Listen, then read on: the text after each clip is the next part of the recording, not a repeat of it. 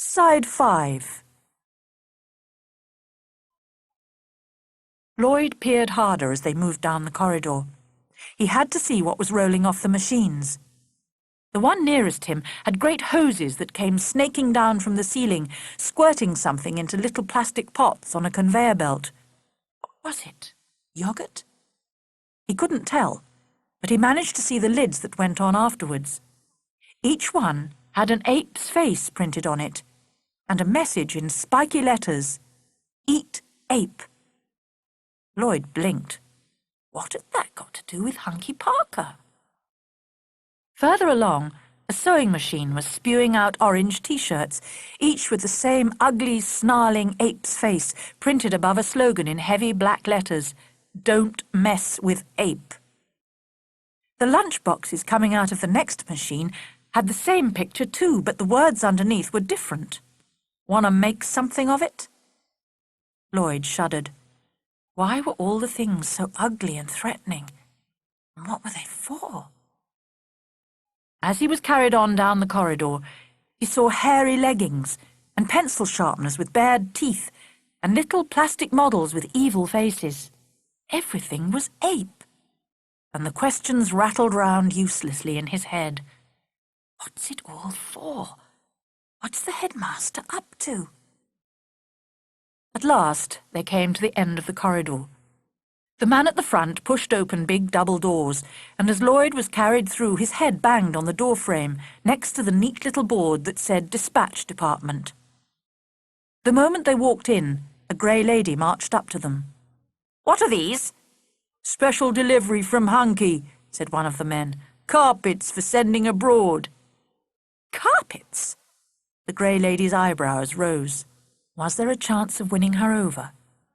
Lloyd twisted his head round and looked into her eyes as pleadingly as he could. Surely she must see they weren't carpets. The man pulled out the piece of paper that the headmaster had given him. "Here are the addresses. It says top security." The grey lady snapped to attention, and her eyes glazed over. "The security of the factory is safe in my hands," she chanted. Her glance flicked past Lloyd as if he were an object and not a person. "This one's for Pitcairn Island. It'll take several months by sea. Is that all right?" The men nodded, and she flicked a hand towards the far side of the warehouse. "That comes under Oceania. Over there." Several months without food or water? Lloyd closed his eyes as the grey lady's voice went on, dealing with the others. "Suriname. That's for South America. Sarawak, Asia. And the one for Burkina Faso goes in the African section." They were being sent all over the world. And when they arrived, they would be dead. No one would ever know who they were or what was going on. Lloyd felt hope draining out of him as the men carried him between tall stacks of boxes and dropped him into a long wooden crate on the far side of the warehouse. They began to pack him round with wood shavings. He closed his eyes, but the wood shavings still tickled his ears and got up his nostrils. From the other side of the warehouse, he heard Harvey begin to sneeze, but there was nothing he could do. Mandy's angry grunts were gradually muffled by the wood shavings, and Ian's defiant humming dwindled to nothing. Then the lids went on. Even with his eyes closed, Lloyd saw the light disappear as the cover was pushed down on top of him, and from all over the warehouse came the sound of hammering. The lids were being nailed on. Someone stuck a label onto the side of his crate with a brisk slap. And then the grey lady's heels clipped towards him as she came to inspect. "Excellent," she said. "Load the crates onto the lorry. Then you can go to Hunky's office and tell him they will be dispatched first thing tomorrow morning." Lloyd's crate rocked and tipped as it was lifted onto the men's shoulders. From all over the warehouse he heard the steady tramp of feet going through the door and out into the lorry park. The crates were stout and strongly made, and the men didn't treat them gently. Lloyd hit the floor of the lorry with a clang that set his head thudding, and he heard 3 more clangs, which meant that Harvey and Ian and Mandy weren't being treated any better. But there was no way of protesting. He had to lie there and listen as the doors of the lorry were fastened, and the men walked away. He let his head flop sideways, feeling the wood shavings scratch his cheek, and he almost despaired. It looked like the end of everything. He was trussed up and addressed to Pitcairn Island, and he couldn't think of anything that could save him. Chapter 12. HP 9. Burkina Faso, Sarawak, Suriname, Pitcairn Island. Dinah crouched in the control room, listening in total horror as the headmaster rapped out his orders. Ingrid obviously didn't know where those places were, but she did. And when the headmaster said, "by sea," she thought she was going to faint. "But he can't! He can't do that to them!" For a second her eyes blurred, and she couldn't concentrate on what was happening at the far end of the studio. Then Ingrid grabbed her plaits, pulling her right to the floor. "Keep low," she hissed. "They're coming." Just in time, Dinah ducked under the control desk. The men in brown overalls were marching towards them, with 4 giant parcels on their shoulders. Long, thin bundles, wrapped in cord from head to foot. Ingrid gritted her teeth. "They're not going to get away with this," she mouthed. "We'll rescue them." Dinah nodded and huddled closer under the desk, with her face jammed against the far wall of the control room. And that was when she saw it. HP 9. Her face was level with the bottom of a glass-fronted cupboard, full of neatly arranged cassettes, and letters on the labels danced in front of her eyes. HP 1, 16/2. HP 2, 23/2. HP 3, 2/3. For a second she stared at them vaguely, wondering what they could be. HP 1 and HP 2 sounded like batteries. Surely they weren't the right shape.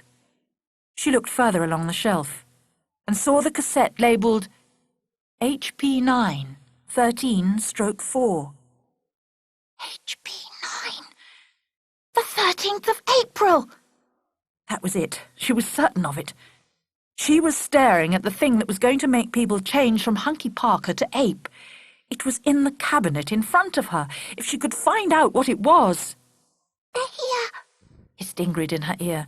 "You've got to watch through the door and see which way they go." Dinah nodded, listening to the heavy footsteps as the men in brown overalls marched past with Lloyd and Harvey and Ian and Mandy tied up on their shoulders. But the label on the cassette danced in front of her eyes. HP 9, HP 9, 13/4. "When HP 9 goes out," the headmaster had said, "riots will spread all over the country. I expect several deaths in that time and considerable destruction of property." She had to find out what was in that cassette and when it was going to be used. She had to, and she hadn't got long. What else had the headmaster said? HP 9 will not go out on the 13th of April. It will go out today. For an instant, craning her head round, Dinah glimpsed Lloyd's eyes, staring grimly out of a cocoon of rope. Then the right-hand door of the studio banged shut, and only the headmaster was left. He walked down towards the control room with slow, heavy strides, and the words in Dinah's head followed the rhythm of his steps. HP 9, HP 9. For one terrifying moment, she thought he was going to march straight in and discover them lying there. But he was heading for the other door, on the left. His footsteps went past the front of the control room. HP 9. What was it? The moment the door clicked shut behind the headmaster, Ingrid was on her feet. "Come on, the men can't have got far." Dinah stood up too, but she was still looking at the cassette. She knew she couldn't just walk away and leave it. She tried the cupboard door, but it was locked. She was just about to try and break the glass when she remembered the bunch of keys that Ingrid had taken from the Grey Lady's office. "I'll come in a minute, Ing. Just lend me those keys first, will you?" Ingrid stared. "Are you mad? We've got to go now." "I won't be long." Dinah took the keys out of her hand and began to try them in the lock. "I've just got to see what this is." "What does it matter what it is? I expect it's a rotten Hunky Parker video. Why do you want to look at that?" A rotten Hunky Parker video. Dinah took a deep breath. Suddenly she knew what she was looking at. Unlocking the door, she pulled out the HP9 cassette. "I can't just go off and leave this," she said very quietly. "It's the 9th Hunky Parker program. The one that was supposed to go out on the 13th of April. "So?" Ingrid was too impatient to listen properly. "So this is what they're going to show tonight. This is the thing that's going to spark off the riots." "Don't be stupid." Ingrid was peering through the door, watching which way the men went. "That'll be at the television studios." "No, it won't." Dinah looked down at the cassette in her hand. "Don't you remember that article in the paper about the mysterious woman on the motorbike? She always delivers the Hunky Parker programs at the last moment. And this is what she's going to be delivering tonight." "Okay, then steal it." Ingrid was still watching the men. "If it's in your pocket, it can't be on television." Dinah was tempted. That would be easy to do. Then they could race straight off after the others.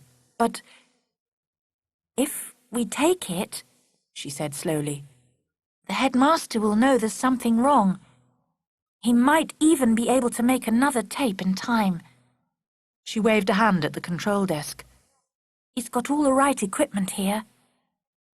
Ingrid whirled round. Her eyes were blazing. "What are you saying? That we shouldn't rescue the others? I thought you were a member of Splat." "Of course I am." Dinah rubbed her forehead. "Of course I want to rescue them."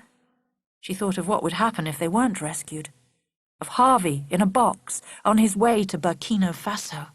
But what? Why are we wasting time?" Ingrid had the door open now, and she was halfway through it. Miserably, Dinah looked across at the control desk. "Because this is important too. Think of what the headmaster's planning. Think of what he said about the riots. Maybe I can stop him if I alter what's on this cassette."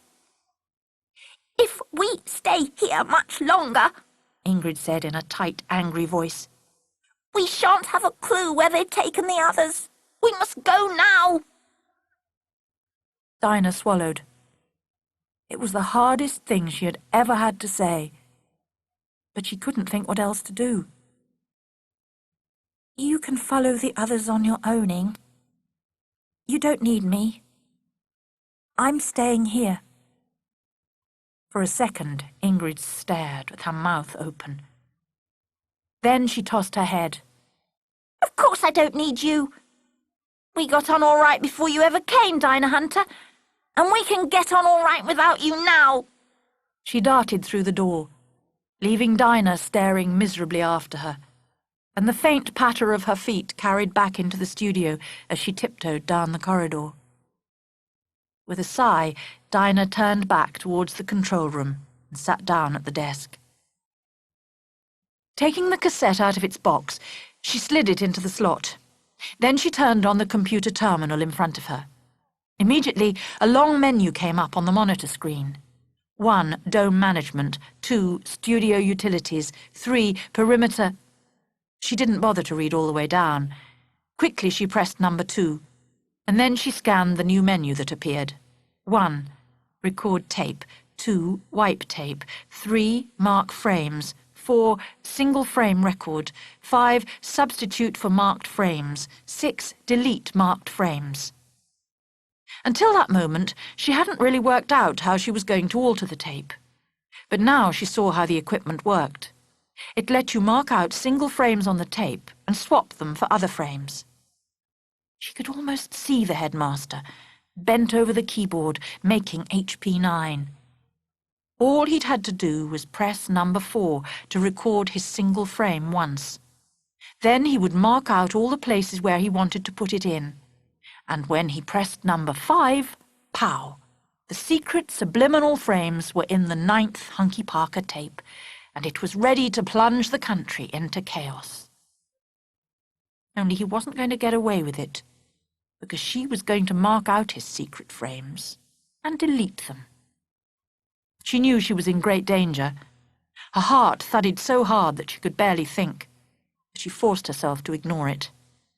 No use worrying about what could happen if someone came in and found her there. She had to concentrate. Emptying her mind of everything else, she set the tape running and leaned forward to watch. Her right hand was hovering over the keyboard, ready to mark the subliminal frames when she found them. The program started just like any other Hunky Parker program. The huge pig face filled the screen, and Hunky's voice shouted, "Who's always right?" The answer came back from hundreds of voices, deafeningly loud. "Hunky Parker!" Then Hunky was waddling into a laundry, waggling his head as he looked up at the heaps of clean washing stacked all round him. He had a bag of soot over his shoulder, and he was eating a toffee apple and dribbling. Dinah shuddered, but she kept watching. It didn't really matter what Hunky did. She was waiting for something else, for the mental shudder that would come when her mind changed all on its own. As Hunky reached the first pile of clean sheets, someone came bounding to meet him, a big, shaggy shape with long arms and an ugly grin. "Ape!" squealed the pig, patting him with the toffee apple. The ape snarled and pushed him aside, and in that second Dinah's brain twitched. Suddenly, Hunky seemed different. He still looked fat and messy and repulsive, but he seemed to have lost all his bounce. He looked boring, feeble, bald. If only he had some hair, Dinah caught herself thinking. If only he were tougher. That was it. She slammed her finger onto the stop button, rewound the tape and played it through, frame by frame, searching for the hidden picture. When she found it, there was no mistaking it. The ape stood in the middle of the picture, a tall figure dressed in the costume that Ingrid had run off in. But he looked much more terrifying than Ingrid had. The headmaster's eyes stared through the holes in the snarling mask, glaring straight at Dinah. "Ape or nothing," said the placard in his hand. And under the hairy feet was the familiar Hunky Parker mask, thrown down and empty-eyed. Hunky Parker is finished. That was what the picture meant. Now you want this. And it had worked. Just for a second, as the frame flashed past, Dinah had found herself wanting a character who was strong and fierce and relentless. She had wanted Ape. She shuddered. Hunky Parker had seemed like the worst craze possible, but he wasn't. There was an ugly, threatening tilt to the ape's head that promised much more dreadful things. She remembered the raging crowd that had marched past the bookshop, and the way the children at school had taunted Benedict for not having any Hunky Parker things. That was how everything would be if she didn't somehow fix the HP9 cassette. Only it would be worse, because it would be Ape they wanted. She jabbed her finger at the keyboard, pressing number 3 to mark out the horrible frame. Then she set the tape running again. She had to find all the subliminal frames and mark them out. Then she could press number 6 and delete the whole lot. And the headmaster's plan would fail. But she hadn't got very long. It was 3:30 already. If the mysterious woman delivered the Hunky Parker tape at 5:30, she'd be leaving quite soon. There wasn't a moment to lose. Dinah set the tape running and leaned forward again, concentrating on the screen. Chapter 13. It's the Headmaster. Trussed up inside the crate, Lloyd was trying desperately to fight off panic and think of something he could do. But the cords were rubbing him raw, and his eyes were starting to play tricks on him. Even though he kept them tightly shut, because of the wood shavings, strange lights and colours swirled behind his eyelids. When he first heard the sounds, he thought his ears were playing tricks too. There was a metallic scraping, like someone undoing the door of the lorry, but it seemed too slow and quiet to be real. And then a long creak, so faint that he could hardly hear it at all. He must be imagining. And then he heard the footsteps. They were soft and hesitant, but they were real, all right. They came padding round the side of his crate, and someone bumped against a corner. But who? Feet were too slow to be the grey lady's, too light for the men's heavy shoes. This was a person who didn't want to be heard. Lloyd tried to wriggle round, to knock his head against the side of the crate, but he was much too stiff. All he managed was a jerky shuffle. That was enough, though. Footsteps stopped. "Hello?" whispered a voice outside. At least Lloyd thought that was what it said. But his ears were muffled and it was difficult to hear. He wriggled harder, thumping his feet against the wood, and the voice muttered again. Then the lid of the crate began to creak. Slowly, a little bit at a time, someone was levering it off. Friend or enemy? Lloyd swallowed and kept very, very still. With a crunch, the nails came out of the wood. There was a second's pause, and then the lid was lifted. Cautiously, Lloyd opened his eyes and saw a dim light filtering down through the wood shavings. Then, close above his face, a hand slid into the box. He peered upwards to see who was unpacking him, and he nearly fainted. A huge, hairy ape was leaning over the crate, reaching its hand in towards him. Lloyd's eyes widened, and he caught his breath so hard that the gag began to choke him. "Don't be an idiot," hissed the ape. "It's me." Impatiently it pulled off its giant ape hands, which were only gloves. Then it began to untie the gag with small, strong fingers. Lloyd blinked at them as they whisked the gag away. "Ingrid?" "Who did you think it was?" the ape snorted impatiently. "King Kong?" But we left you at Parker Products. How did you get here?" "Same way as you," said Ingrid, burrowing into the wood shavings to untie the cords. "In a lorry." "But what about Dinah?" Ingrid snorted again. "Don't talk about her. She wouldn't come to save you from being posted. She's still in that studio, fiddling around with a Hunky Parker tape." Lloyd closed his eyes for a second. He was tired and hungry, and it all sounded very complicated. But he had to find out what was going on. "Get these ropes off me," he muttered. "Then you can tell me what's been happening while we untie the others." "Well..." It was like unblocking a flood. Once Ingrid started, she hardly stopped to catch her breath. As she and Lloyd let Mandy out and untied Ian, she poured out all sorts of details about workshops and timetables and riots. Lloyd could hardly keep pace with it all. "You mean he's going to stop Hunky Parker and make people want those horrible ape things?" Ingrid nodded as they heaved Ian out of his crate. "Yes, and everyone will go crazy because the shops haven't got them." "But why?" Lloyd stopped, with his hand on the next lid. None of it seemed to make any sense. "Why would the headmaster want riots? He hates things getting out of control." "I don't know." Ian coughed. "Is this a rescue or a discussion group?" Lloyd scowled, but Mandy put a hand on his arm. "Ian's right. If we waste too much time talking, we'll never stop the headmaster. Let's get Harvey out and go and see what Dinah's up to." Harvey was very pink in the face when they unwrapped him, but he didn't waste time moaning. "Let's get out of here and do something," he hissed. "Forward!" Ian pushed open the door of the lorry. And mind the snow dozer. The what? Lloyd peered past him into the car park, bewildered for a moment. Then he saw what Ian meant. Parked right next to them, at the very top of the hill, was the big snowplough that had shunted the snow out of the dome when the weather changed to sun.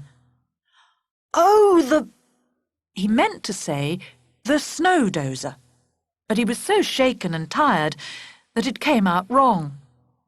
The stone ozer! The stone ozer? Mandy said behind him. What on earth are you talking about? Then Lloyd jumped down, and she saw the snowplough too.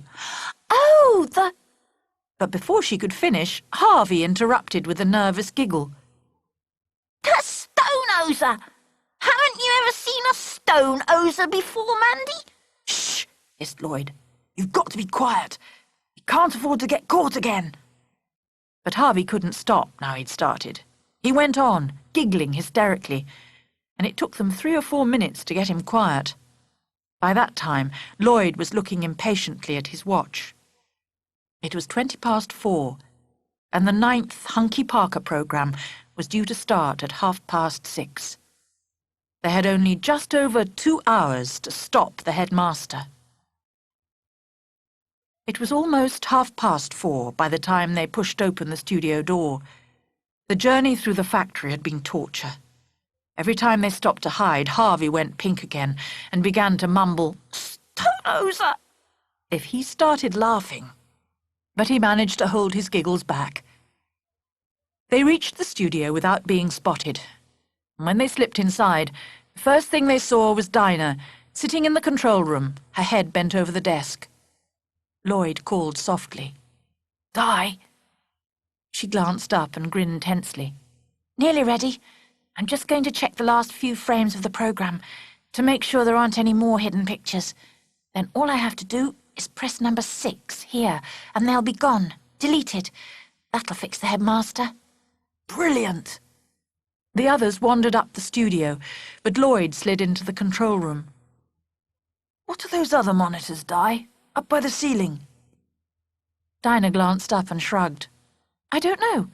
Hang on, I'll see if I can switch them on. She searched around on the control desk and pressed a couple of keys. Immediately all the monitors came to life, each showing a different picture. Dinah gave them one quick look. Security cameras, she muttered, and she turned back to what she was doing. But Lloyd stood and stared at the screens, studying the pictures. Each monitor showed a different part of the building. 2 or 3 had pictures of workshops, where skiers were making clothes or filling yogurt pots. Lloyd could see the sunbathers and swimmers in the dome as well, and the long corridor outside the studio. There was even a monitor that showed the studio itself. For a moment, Lloyd watched Ian and Harvey and Mandy as they stood round Ingrid, feeling the rough hair of the ape suit and pulling faces at her mask. All 3 of them were grinning and teasing her, and Lloyd thought he would go and join them. But then, a movement in another of the monitors caught his eye. He glanced at the screen and saw the figure of Hunky Parker striding down a corridor. It was the corridor that led to the studio. For a second, Lloyd was speechless. Then he whirled round.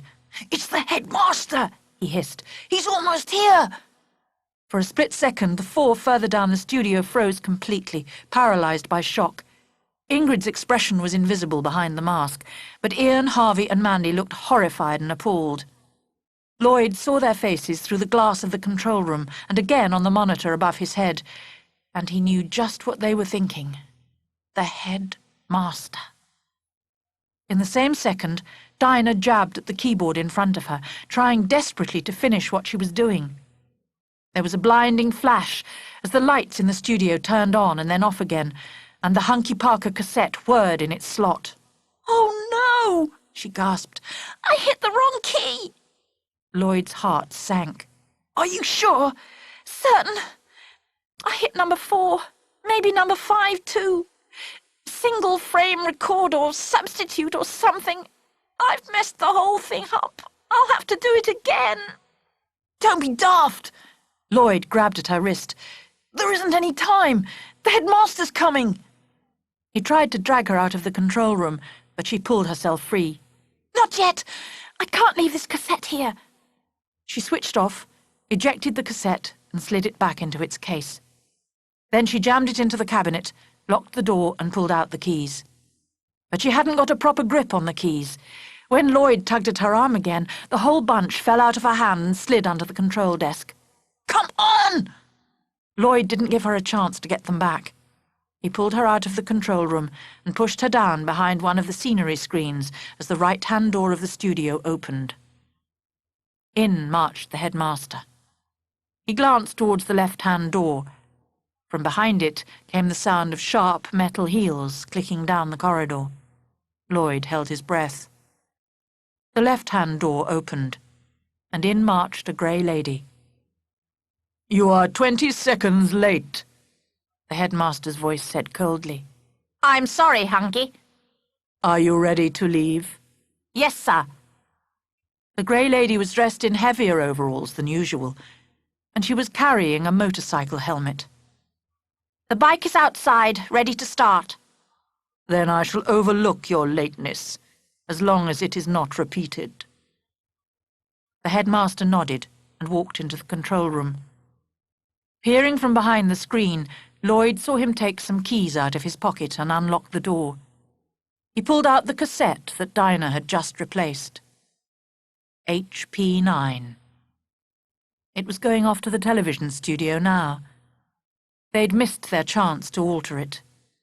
In 2 hours, everyone in the country would be watching that tape. And when it finished, the riots would begin. "Go straight to the studio," said the icy voice from behind the pig mask, "and deliver the cassette to Mr. Jessup, personally. Yes, Hunky. Then wait to collect it afterwards. Bring it back here immediately." Nodding, the grey lady pushed the cassette into her pocket and pulled on the helmet.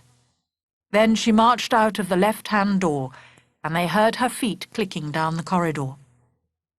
The headmaster turned the other way, towards the right-hand door.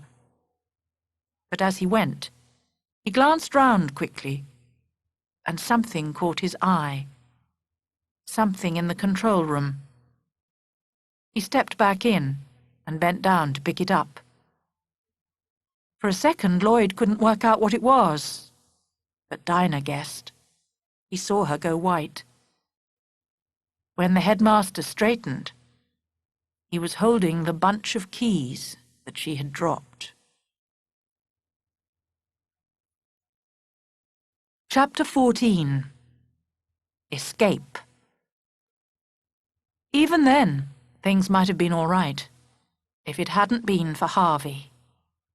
Dinah saw him go pale when the headmaster walked into the studio, and she kept glancing round to make sure he was all right. He was blinking nervously, but he stayed very still and quiet until the headmaster picked up the keys. Then he panicked. With a squeal, he darted out from behind the scenery screen, heading for the right-hand door.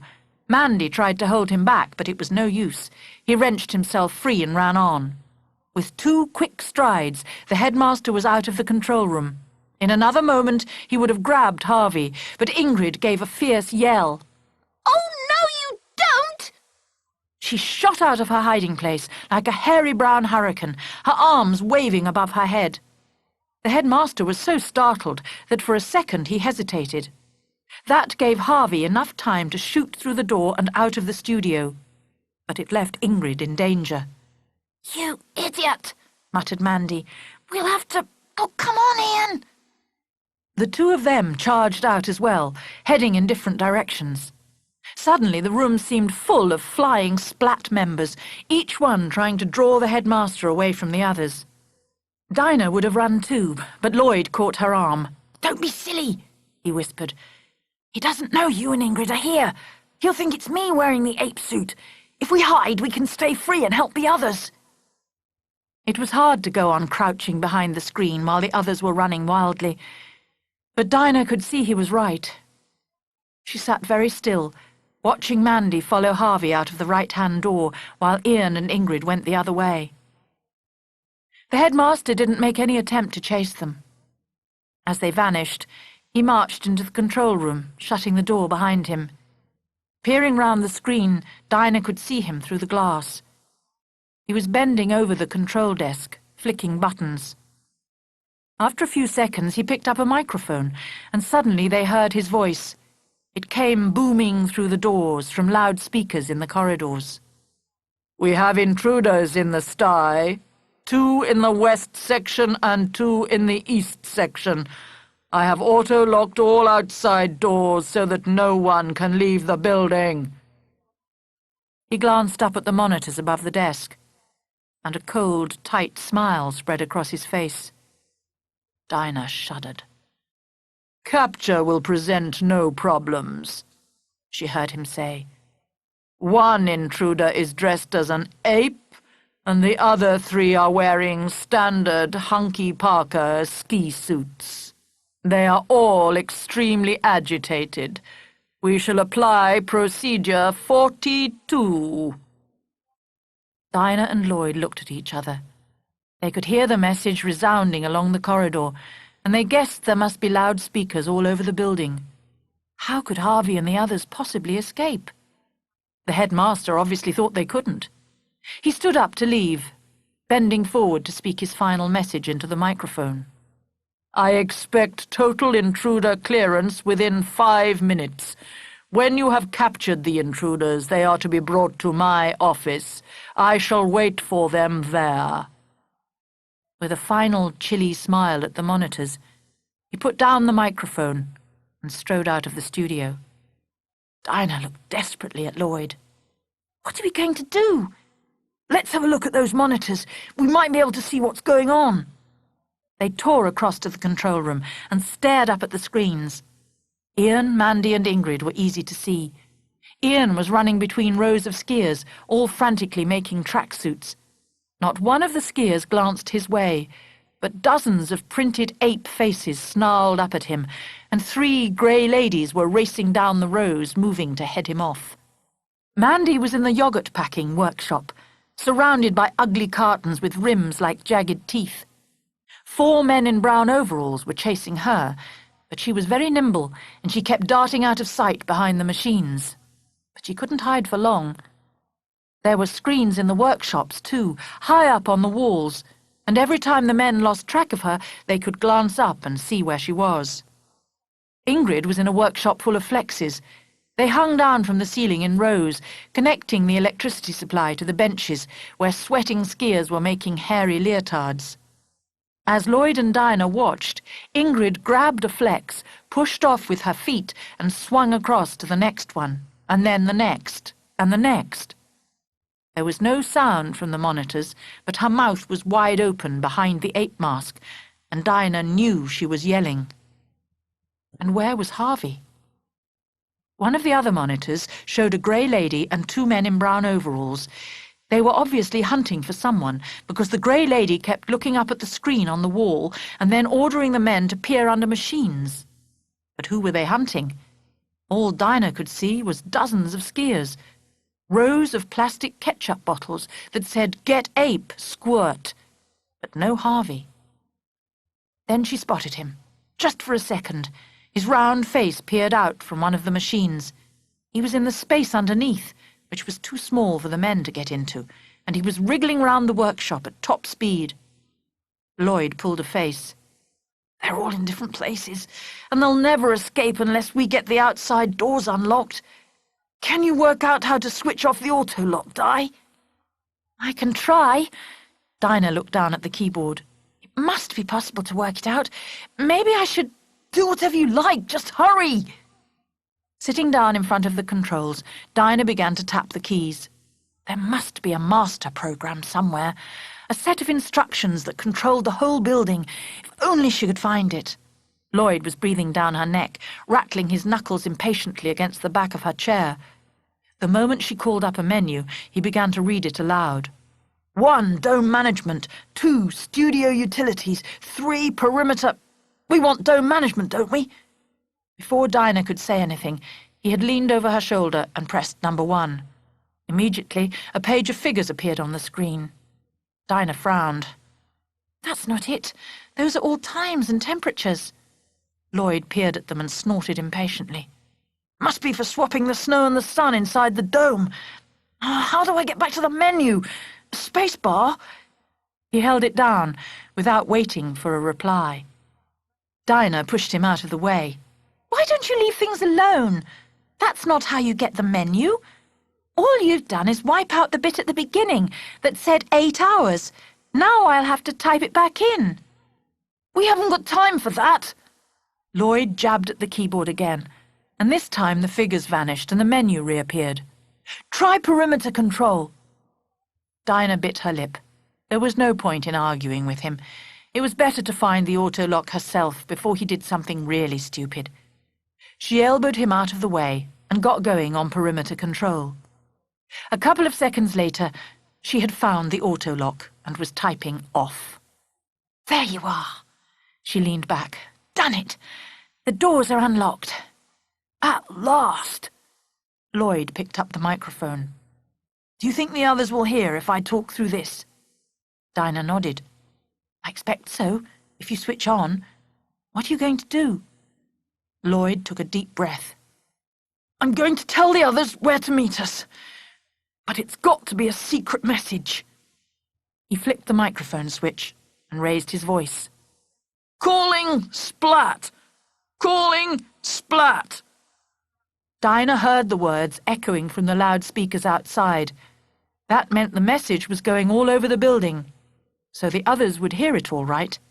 But she and Lloyd were in danger now. As soon as the headmaster heard Lloyd's voice, he would know they were in the studio. They had to hurry. Forget everything the headmaster said, Lloyd boomed. Put the video cameras out of action if you can. Then head straight for the stone, Oza. We'll meet you there. The stone what? Dinah stared. Lloyd didn't waste time explaining. Dropping the microphone, he glanced up at the monitors over their heads. The pictures were beginning to disappear. Ian had grabbed a handful of tracksuits and flung them at the video camera which pointed his way. They snagged on the corners, and the screen was covered by a blurred, snarling face. Ingrid was standing on a workbench. She seized the nearest flex and pushed off, swinging fast. For a second, Dinah glimpsed her eyes, fierce and determined through the holes in the mask. Then she swung towards the camera, feet first. There was a crash, and the monitor went blank. Mandy ducked round one of the yogurt-packing machines to the side where the controls were.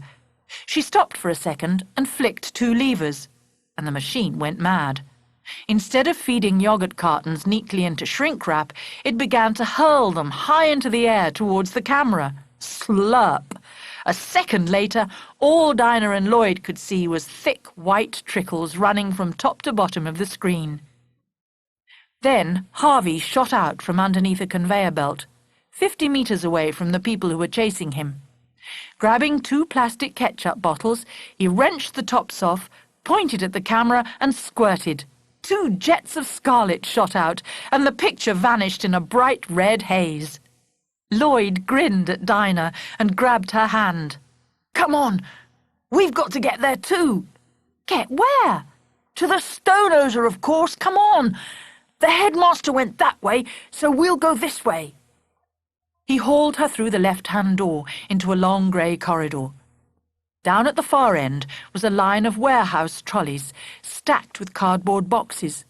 Lloyd gave a whoop of delight. Brilliant! That's just what we need. Trolleys? Whatever for? For transport, of course, and ammunition. Come on. Dinah didn't understand, but Lloyd didn't wait to explain. Racing down the corridor, he grabbed hold of the nearest trolley and swung it to the left. Let's go! The cardboard boxes on the trolley were stacked higher than his head, and he had to peer round them to see where he was going, but that didn't slow him down. He began to run along the next corridor, pushing the trolley in front of him. It gathered speed quickly on the smooth floor. When it was going really fast, he jumped onto the back, leaning from side to side to steer and putting a foot to the ground from time to time to push it along faster. Fantastic! Dinah grabbed a trolley for herself and set off after him. They hadn't gone far before two men in brown overalls burst out of a room a little way ahead of them. They stood side by side in the middle of the corridor, blocking the way. But they didn't catch Lloyd. His trolley cannoned straight into them, hitting them so hard that they went flying. He scooted on without stopping, and Dinah rattled up behind. She put her hand into the nearest cardboard box to see what her trolley was carrying, and pulled out a cardboard carton with lurid red writing on it. Grrr, ape juice, it's wild. Grinning, she flung the carton straight at the men as they began to scramble to their feet. It missed them, but it hit the wall and burst, spraying purple grape juice everywhere. "And again!" yelled Lloyd from in front, throwing two more cartons. The men ducked down, shielding their faces, and Dinah swished past untouched. Lloyd was nearly at the end of the corridor. "Which way?" he called. "Right or left?" Dinah frowned, working out where they were. "Right!" she yelled back. "There ought to be a door that way." Without stopping his trolley, Lloyd leaned right, sticking out his left foot to push himself round as he got close to the wall. Dinah was just getting ready to do the same when she heard him shout, "Grey ladies and oh, help!" Dinah whisked round the corner and her eyes widened in horror. She had been right about the door. There was one straight ahead. But in between them and the door stood 4 grey ladies and a barricade. End of side 5.